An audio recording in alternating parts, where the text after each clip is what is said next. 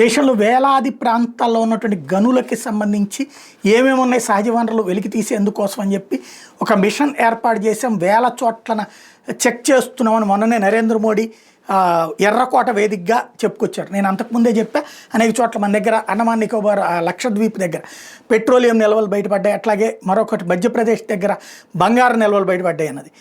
ఇప్పుడు తవ్వకానికి పర్మిషన్ ఇవ్వడం ఒకటే మిగిలింది. ఇప్పుడు తాజాగా మరొకటి geological survey of India GSI తాజాగా ఒరిస్సా ప్రాంతంలో భారీ ఎత్తున బంగారు నిల్వలు ఉన్నాయన్నట్టు కనిపెట్టింది. 10 నుంచి 20 మెట్రిక్ టన్నులు బంగారం దొరుకుతుంది అక్కడ.